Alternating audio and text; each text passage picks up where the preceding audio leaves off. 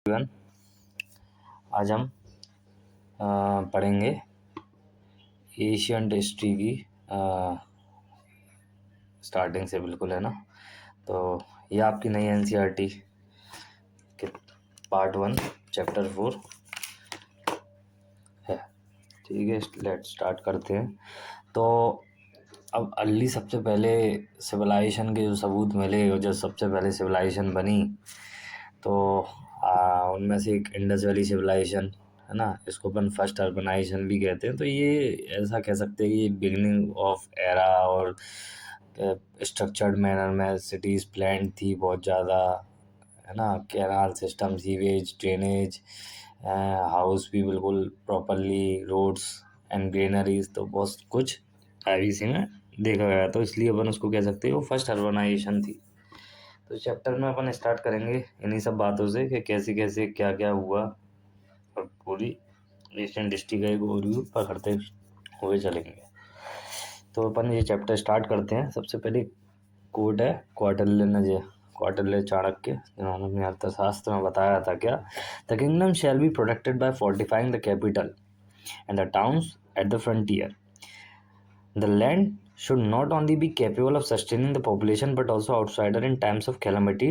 It should be beautiful, being endowed with cultivable land, mines, timber forest, elephant forest, and good pasture rich in culture. It should be not depend only on rain or for water. It should have good roads, waterways. It should have productive economy and a wide variety of commodities. तो चाणक्य को, जैसा कि आप जानते हैं कि economy administration के लिए उन्होंने जो बुक लिखी थी अर्थशास्त्र, तो उन्होंने उसमें ये एक्सप्लेन किया था कि किंगडम, एक आइडल किंगडम कैसा होना चाहिए, है ना। एक आइडल किंगडम ऐसा होना चाहिए कि उसमें वेल प्लान एक टाउन मॉडल होना चाहिए, जिसके बाउंड्री पे बिल्कुल फोर्टिफिकेशन होना चाहिए, ऊंची ऊंची दीवारें होनी चाहिए, है ना। जब कोई बहुत ज़्यादा नेचुरल कैलेमिटी आए तो इतना एरिया होना चाहिए कि सब लोग एक जगह इकट्ठे हो पाए और अपने आप को सेव कर पाए, है ना। और जो उधर का फॉरेस्ट प्रोड्यूस होना चाहिए, टिम्बर होने चाहिए, लैंड माइंस, है ना, ये सब होना चाहिए। रेन वाटर अकेले पे डिपेंडेंसी नहीं होनी चाहिए, है ना।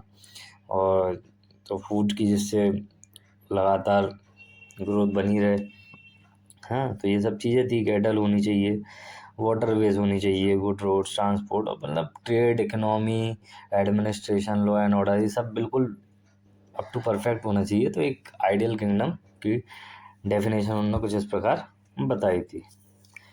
तो अपन स्टार्ट करते हैं आगे इसी चैप्टर में, और क्या क्या है।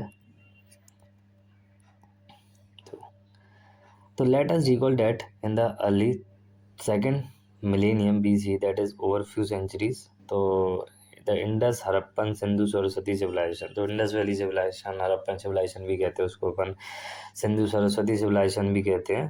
तो माना जाता है कि वो अपना फर्स्ट अर्बनाइजेशन था, है ना। फर्स्ट अर्बनाइजेशन पहले, सबसे पहला शहर बना एक तरीके से, बहुत प्लान्ड स्ट्रक्चर था, disintegrated. Some of cities were abandoned, in other some people continue living there but reviving to a rural lifestyle they had to sense all the component of urban order and disappeared. Elaborate structure, both private and public, crowded areas, busy market, different community with special occupation, metal smith, porters, builder, weavers, craftsmen, so on, है ना। तो first urbanisation था। इसमें आपने देखा कि metal, इसमें मतलब पोट्री भी बनाते थे वो लोग, है ना। और कॉपर एज थी, और कॉपर से भी बहुत सारे मॉन्यूमेंट्स भी बनाए, जैसे बियर्डेड बुद्धा, है ना, डांसिंग गर्ल जो अपन को मिली गई है मोहनजोदड़ो और हड़प्पन जैसी साइट्स पर। तो मतलब कि बिल्कुल जैसे एक प्रॉपर अर्बन सिटी जैसे वर्क करती है। इसमें ट्रेडर्स भी होते हैं, एग्रीकल्चर भी होता है, कैटल रेयरिंग, फार्मिंग, ये सब सब चीज़ें मतलब थी। तो इसलिए अपन ने कहा गया कि फर्स्ट अर्बनाइजेशन था, है ना। 2000 BC, मतलब कि बहुत, मतलब अपने 2000 BC के आसपास ये IBC आया। उससे पहले अपने ये पैलियोलिथिक, मेसोलिथिक एंड एज थी, है ना। तो जिसमें क्या कहते हैं, स्टोन पे डिपेंडेंसी थी। और जब ये सब ख़त्म हुआ, उसके बाद सबसे पहला सिविलाइजेशन आपका इंडस वैली सिविलाइजेशन आया। तो ये आप देखोगे, जब भी कोई सिविलाइजेशन बसता है तो वो हमेशा रिवर्स के आसपास बसता है, क्योंकि वहाँ पे उनको फर्टाइल लैंड मिलती है, फॉरेस्ट प्रोड्यूस बनते हैं, जिससे वो सर्वाइवल हो सके उनका, है ना। तो ये पूरा इंडस रिवर के आसपास ये वाला सिविलाइजेशन, जो फर्स्ट सिविलाइजेशन, फर्स्ट अर्बनाइजेशन आप कह सकते हैं, वो ओरिजिनेट हुआ, है ना। ठीक है, तो आगे चलते हैं अपन इसमें।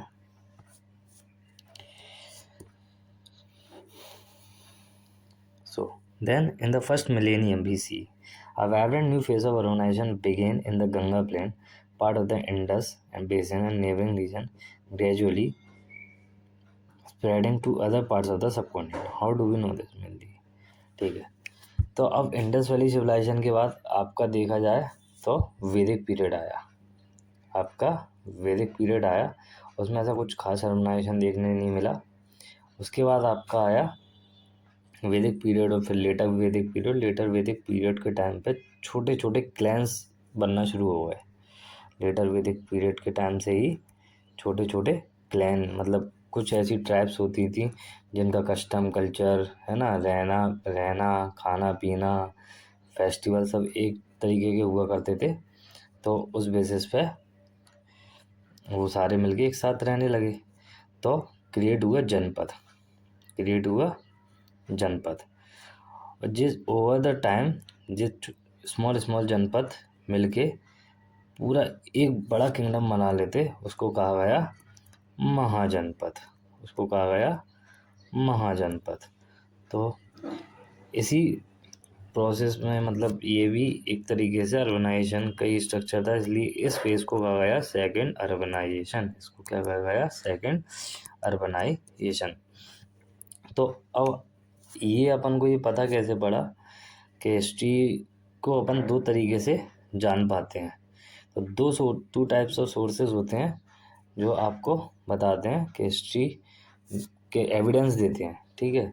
तो दोनों दो सोर्सेज क्या क्या होते हैं? एक होते हैं आर्कियोलॉजिकल सोर्सेज, है ना, archaeological excavation that confirm the existence of the ancient urban centre. तो आर्कियोलॉजी मतलब जो तथ्य अपन को खुदाई करके ज़मीन के अंदर पाए जाते हैं, पोट्री मिलती है ना, क्या कहते हैं, स्ट्रक्चर मिलते हैं, स्क्रिप्चर्स मिलते हैं, बहुत सारी चीज़ें मिलती हैं। पूरा शहर IBC अपन ने ऐसे ही फाउंड किया, है ना। तो archaeological evidence and Asian literature describing them, ठीक है। और बाकी एशियन लिटरेचर लेटर वैदिक पीरियड में जो अपने उपनिषद थे, संहितास थे, पुराणास थे, तो ये सब later Vedic literature, Buddhist text like Anguttara Nikaya, Jain text, बहुत ये सब से एक रेफरेंस मिलता है कि उस टाइम का पीरियड मतलब बताते हैं कि उस टाइम किस तरीके से कंडीशन रही होंगी, क्या क्या उस समय प्रिवेल करता था, कौन सा धर्म आया, किस तरीके से लोग रहते थे, क्या कल्चर थे, क्या कस्टम थे, तो इन सब से उनको आइडिया मिलता है। The new phase is often called India second urbanisation. तो इसी फेज को क्या कहा गया? सेकंड अर्बनाइजेशन, ठीक है। तो मैंने आपको बताया कैसे लेटर वैदिक पीरियड के बाद जो कुछ क्लैन, जो ट्राइब्स कह सकते हैं, जो एक ही टाइप से उनके कस्टम कल्चर हुआ करते थे, रीति रिवाज फेस्टिवल, तो वो सब एक गुट बना के रहने लगे, है ना। और फिर वही बहुत सारे क्लैन जब आपस में एक होके रहने पर लगे तो उनको जनपद कहा गया। और फिर जब वो बहुत सारी क्लैन इकट्ठी हो गई, जनपद से बहुत सारे जनपद एक हो गए, तो उनको महाजनपद कहा गया।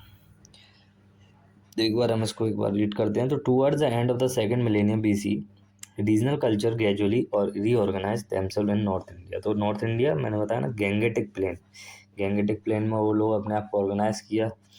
एज पीपल फॉर्म क्लैंस और group probably sharing a common language, common customs, and each clan came to be associated with the territory of Janpada, led by राजा और रूलर। अच्छा, तो इनमें सबसे जो स्ट्रॉन्गेस्ट हुआ करता था, उस क्लैन का लीडर बना दिया जाता था, राजा बना दिया जाता था, तो उनको रूलर कहा जाता था। तो जनपदा वर्ड में जन मतलब लोग, पद मतलब आपका फुट, तो संस्कृत वर्ड है जनपद। पीपल, जना means people, have set foot, पदा मतलब जिधर लोगों ने अपना गढ़ बना लिया, यहाँ पे अब वो रहेंगे, तो उसको पूरी गोरी उन्होंने कह दिया जनपदा।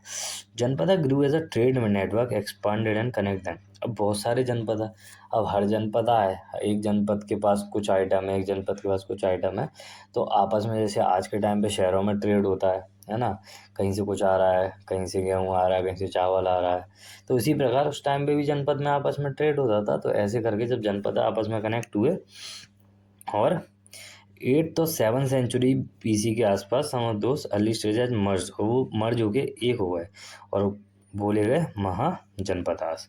Although this text have different list of them, the more frequent list given in 6, तो ऐसा गिवन है टेक्स्टों में कि टोटल 16 महाजनपदा निकल के आए। Although text have different list of them, the more frequent list from the Gandhara. तो गंधारा आपका अफगानिस्तान नॉर्थ वेस्ट है ना, सबसे फारदेस्ट, और अंगा इंगा in the east, east side में अंगा हुआ करता था, है ना, याद रखना। और गंधारा सबसे नॉर्थ वेस्ट में हुआ करता था। अश्मिका आपका सेंट्रल इंडिया में हुआ करता था, closely to Godavari river, Godavari river के पास। ज़्यादातर मैंने बताया सेटलमेंट आपके रिवर के पास होते तो वही फलते फूलते थे। There may have been a few more along with some smaller जनपदा continuing independently, और कुछ और भी हुआ करते थे जो इंडिपेंडेंटली चलते भी थे।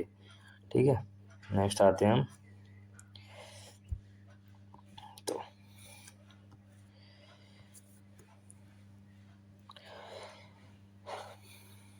Ganga plains region including agriculture, ठीक है। नाउ नेक्स्ट, तो अच्छा आप ये कीवर्ड जरूर याद रखिएगा। मोट क्या होता था, थोड़ा इंटरेस्टिंग है जानने में। आपने देखा होगा कई कार्टूनों में भी दिखाते हैं सब, कि ये किले, जब ये शहर है, ये शहर की दीवार है और शहर की दीवार के इधर एक लकड़ी का गेट लगा रहता है जो चैन से बंधा रहता है, और इधर एक नदी होती है जिसमें मगरमच्छ वगैरह तैरते रहते हैं। तो जब कोई बाहर से एंट्री करने की कोशिश करे तो ये बैरियर क्रिएट करता है। तो पहले गेट गिरता था वुडन, और उसके बाद फिर एंट्री हो जाती थी। तो ऐसे स्ट्रक्चर को अपन बोलते थे मोट। मोट क्या है, deep wide ditch surrounding a fort for a fortified and fill the water. ठीक है, क्लियर है, तो याद रखना आप ये चीज़ को भी। चलो अपन आगे चलते हैं। शो महाजनता capital most of the fairly large moat running outside the fortification for the defence of an gateway through the रिम्बापेड एंड, आपको मैंने क्लियर कर दिया। It is fascinating to note that most of those Asian capital continue to be living cities today, modern cities that are often 25 year, आज भी वो जिंदा है। जैसे मगध बिहार में था, है ना, अवंती उज्जैन को कहा गया, काशी अपना बनारस, तो ये वो बता रहे हैं वो, है ना। नेक्स्ट चलते हैं, अर्ली डेमोक्रेटिक ट्रेडिशन। अच्छा, अब 16 महाजनपदास हुए। ज़्यादातर महाजनपदास में मोनार्कियल सिस्टम था। मोनार्की मतलब कि राजा राज करेगा, फिर राजा का जो बच्चा होगा फिर वो राज करेगा, फिर उसका बच्चा होगा, तो ये ऐसा हेरिडिटरी मोनार्की चलती थी। लेकिन उस टाइम कुछ महाजनपदास ऐसे भी थे यहाँ पे मोनार्की नहीं, डेमोक्रेसी चलती थी। अच्छा, आपको एक बात और बतानी है कि महाजनपदास जो होते थे, है ना, उसमें राजा होता था, है ना, और राजा के अंडर में राजा सभा और समिति, दो चीज़ें हुआ करती थी। ठीक है, सभा मतलब काउंसिल ऑफ मिनिस्टर, जो राजा बैठता था, अगल बगल जो बैठते थे मंत्रिमंडल, और समिति मतलब उसमें और भी लोग इंक्लूड हो जाते थे। सभा राजा के मोर क्लोजली हुआ करती थी एज कम्पेयर टू समिति। तो राजा कोई भी डिसीजन लेता था सभा और समिति से डिस्कस करके लेता था, है ना, मोनार्की सिस्टम में। लेकिन उस समय दो महाजनपदास ऐसे भी थे जिसमें सभा और समिति की डिस्कशन के बेसिस पर राजा को बनाया जाता था, है ना। तो डेमोक्रेसी भी थी, मतलब इस तरीके से आप कह सकते हो उस समय डेमोक्रेसी भी हुआ करती थी। तो ये इम्पोर्टेंट हो जाता है इस तरीके से आपको याद रखने के लिए। तो देखते हैं, चलो। इन अर्ली महाजनपद ऐसा असेंबली और काउंसिल कॉल्ड सभा और समिति, है ना, सभा और समिति हुआ करती थी, where matter concerning the clan would be discuss. तो मैटर जो क्लैन डिस्कस किए जाते थे, जितना भी वहाँ पे जो भी लोग दरकार लेके आते थे, लॉ एंड ऑर्डर, तरक्की कैसे करना है, क्या प्लान, ये सब जो सब चीज़ें डिस्कस की जाती थी, जैसे आज के टाइम पे पार्लियामेंट में डिस्कस की जाती हैं। वी में assume that most of the member were Elder in the clan. Upon assume करेंगे ज़्यादातर मेंबर क्लैन में कैसे हुआ करते थे, बड़े ही हुआ करते थे। राजा were not expected to rule independently और आर्बिट्रली। राजा अपनी मन मर्जी से रूल ऐसे नहीं कर सकता था, मतलब ऐसा नहीं सोचा जाता, तो राजा सबके हिसाब से ही चलता था। ठीक है, तो चलो आप एक बार ये नज़र मार लीजिए सारे महाजनपद कौन कौन से थे। तो ये देखो आपका गंधारा है ना, गंधारा में आपकी जो फेमस एशियन यूनिवर्सिटी थी तक्षशिला है ना, वो थी, है ना। कंबोजा कैपिटल, कुरु, कुरु की कैपिटल इंद्रप्रस्थ थी। विराता मत्स्य कैपिटल, है ना। अवंती इम्पोर्टेंट हो जाता है अपना। मल्ला इम्पोर्टेंट, कौशाला, वस्सा, है ना। ये अपना मगधा जिसकी कैपिटल राजगढ़ थी, इम्पोर्टेंट है मगधा, बहुत इम्पोर्टेंट है इसमें। चंद्रगुप्त मौर्य और अशोक द ग्रेट जैसे महान राजा आए, आप कह सकते हैं, जिन्होंने अपने बल और बुद्धि की दम पे पूरे भारतवर्ष पर आज एक तरीके से अपना आधिपत्य स्थापित किया। अफगानिस्तान वफगानिस्तान सब जगह एकदम, तो मगधा इसलिए इम्पोर्टेंट भी हो जाता है। तो a good ruler was suppose to take advice. ठीक है, चलो अब आगे देखते हैं। तो गुड रूलर क्या करता था, ज़्यादातर सभा समिति की एडवाइस के हिसाब से ही काम करता था। Apart from the minister administrator, indeed, according to some texts, an incompetent ruler could be removed by the assembly. Of course, while such are similar, it does not mean that it was established. That is one. सब वही है जी।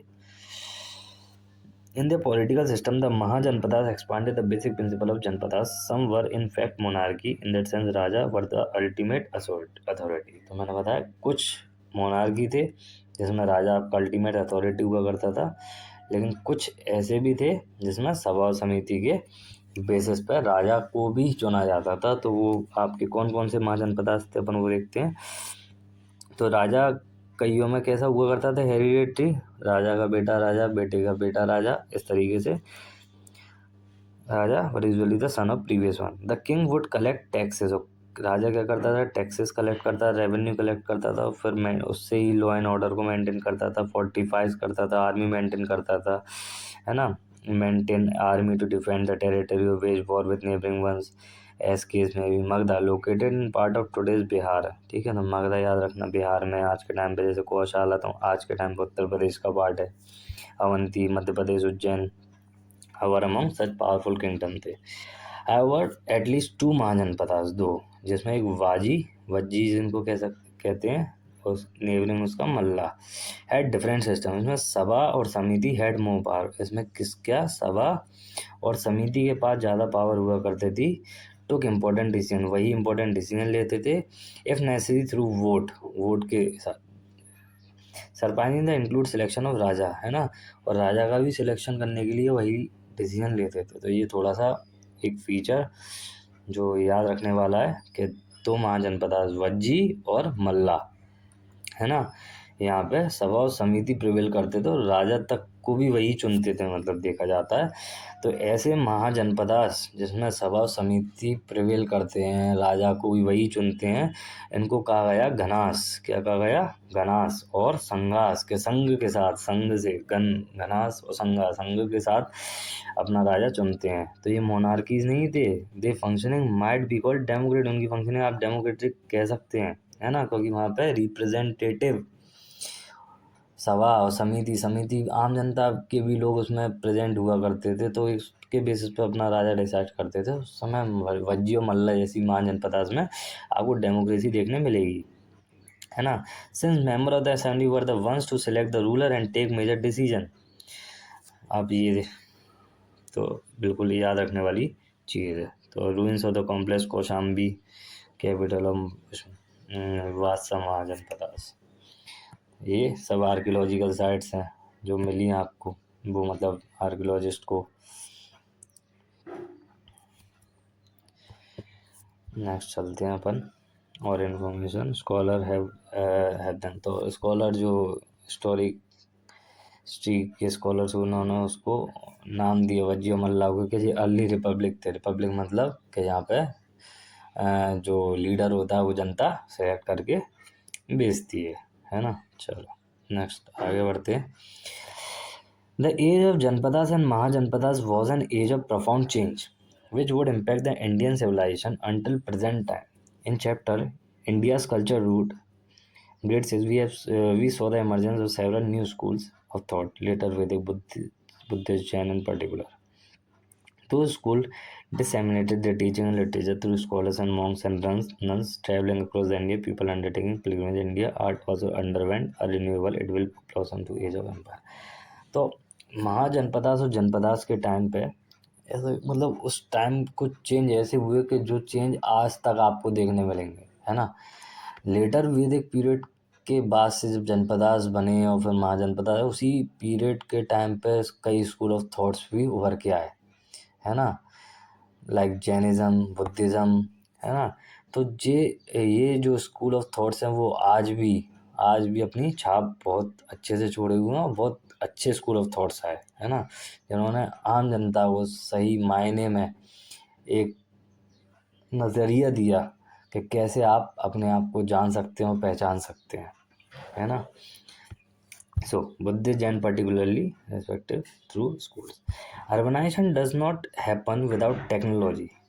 Let us remember that Harappan civilization master copper and bronze. ठीक है, urbanisation बिना technology के नहीं हो सकता, है ना। तो ये भी बात सत्य बात है। तो उस समय आयरन की मिल चुका था, कॉपर को जानते ही थे, तो आयरन और कॉपर का मेटलर्जी में बहुत यूज़ करते थे, तलवारें बनाते थे, है ना, वॉरफेयर के लिए।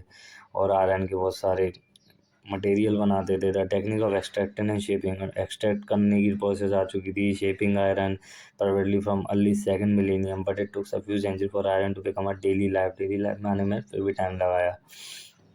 टूल्स वाइड स्प्रेड फैसिलिटिंग, है ना, तो वो फावड़ा बनाने टाइप एग्रीकल्चर में काम आए, है ना। Iron also made better weapon than bronze and lighter, sharper, sword, spears, arrow, shield, ये सब बनाने में एविडेंस ऑफ वॉरफेयर भी मिले महाजनपदास के टाइम पे, है ना। It is possible to tell such as military campaign but occasionally alliance to give to a new kingdom, है ना। तो ज़्यादातर वॉरफेयर होते थे। अब हर आदमी का काम ही है, आदमी का मानसिकता ही है कि अपने आप को एडवांस करते रहना। आज के टाइम पे भी आप देखो कंट्रीज ट्राई करती रहती है एक्सपांड होने का। तो उस समय भी हर राजा ये चाहता था कि मेरा किंगडम बड़ा हो, तो वॉरफेयर हुआ करते थे। ऐसे बहुत कम, मतलब ऐसा भी नहीं है कि अलायंस भी बना करते थे, तो लेकिन अलायंस ओकेजनली रियरली बना करते थे, है ना। तो स्ट्रेटजीज थी अलायंस फॉर्मेशन, वॉरफेयर के थ्रू एक्सपांड करना, तो ये सब एक्सपांशन की अलग अलग तरीके थे। And the innovation was the first use of coin. अच्छा, उस समय सबसे पहले देखा जाए वीसी के टाइम पे तो आपको बार्टर सिस्टम चलता था। बार्टर सिस्टम क्या कि आप सामने वाले पे गेहूँ है, आप पे चावल है, आपको गेहूँ चाहिए, उसको चावल चाहिए, तो आप एक्सचेंज कर सकते हो। तो कॉइन्स आए जो ट्रेड के लिए बहुत इंपॉर्टेंट हुए। Very soon the coin exchange, है ना, region. The first Indian coin, सबसे पहला इंडियन कॉइन आया पंच मार्क्ड कॉइन, है ना। सबसे पहला इंडियन कॉइन बना पंच मार्क्ड कॉइन, जो नंदा डायनेस्टी के टाइम पे आया। तो याद रखना, सिल्वर और सॉफ्ट मेडल और गोल्ड कॉइन भी बन सकते थे। They called punch marked coin, उनको क्या कहा गया, punch marked coin. Later copper coin, फिर कॉइन कॉपर के भी बने, गोल्ड के भी बने और बहुत सारे मेटल के भी बने। टोकन कॉइन लेके आए, टोकन कॉइन आए बहुत लेटर में आए। Mahajanapada issued its coin but coins from neighbouring region were used as well as exchange. ठीक है, तो महाजनपद अपने अपने कॉइन इशू करते थे, लेकिन नेबर से भी जो कॉइन बनाता था नेबर महाजनपद, तो वो ही यूज़ किए जाते थे एक्सचेंज ऑफ ट्रेड्स के लिए। ठीक है, चलो, तो आज के लिए इतना काफ़ी है। आपको यह लेक्चर अच्छा लगा हो तो आप इस वीडियो को लाइक कीजिएगा, जिससे मैं आपका ये चैप्टर कंप्लीट कर सकूं और आगे बढ़ सकूं। Thank you so much, have a nice day.